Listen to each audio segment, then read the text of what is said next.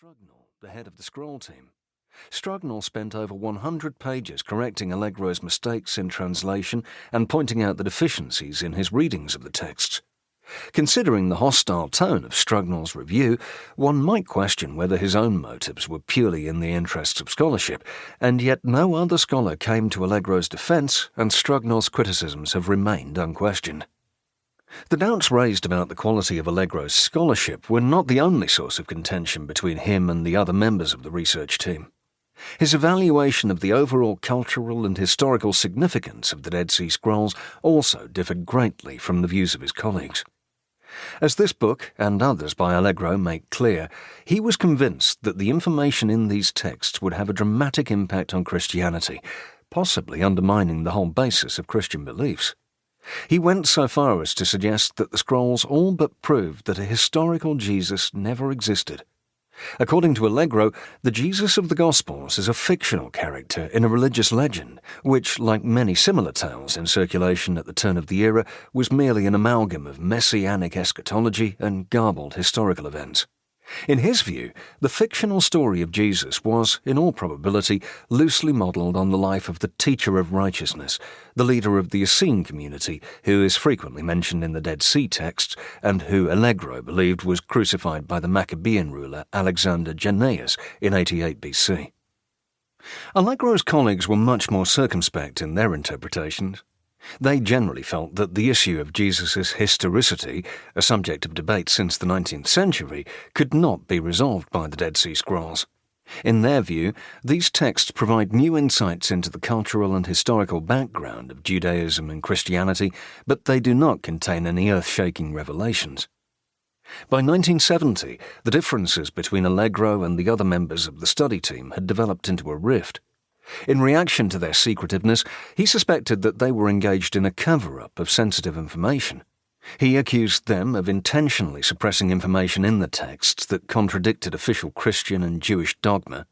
They, in turn, questioned his competence to read the difficult Hebrew and Aramaic texts and suggested that his offbeat interpretations were the product of faulty readings.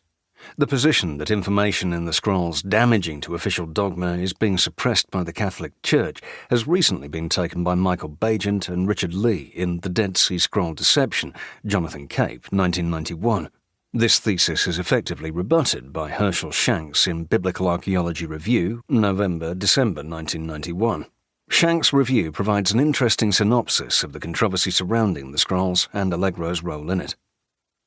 Thus, despite Allegro's initial good intentions to make the texts assigned to him available to the public, the controversy surrounding his work created confusion rather than new understanding in the public mind. Allegro completely ruined his already damaged reputation by publishing The Sacred Mushroom and the Cross, Garden City, New York, Doubleday, 1970. In this book, Allegro advanced the preposterous thesis that Jesus was nothing more than a hallucination in the minds of some ancient cult devotees who habitually ate hallucinogenic mushrooms to induce a religious experience. After protests from a number of British scholars, the publisher apologised for having brought the book out. This unsatisfactory situation persisted into the 1980s, by which time Allegro had been effectively ostracised by his colleagues. In 1984, Allegro wrote an article for Free Inquiry magazine in which he called attention to the fact that only about 20% of the Dead Sea texts had been published. He criticised his colleagues for this inexcusable delay and once again suggested that they were perpetrating an intentional cover-up. A few years later, the Biblical Archaeology Review, BAR, began running a series of articles that openly excoriated the Dead Sea scholars for their uncooperative and restrictive attitudes. The debate became heated, and many bitter and angry exchanges followed. The controversy reached its peak when the Biblical Archaeology Society, publishers of BAR, in defiance of the scroll experts, published several new texts that a computer had reconstructed using a 1985 concordance to the Dead Sea Scrolls.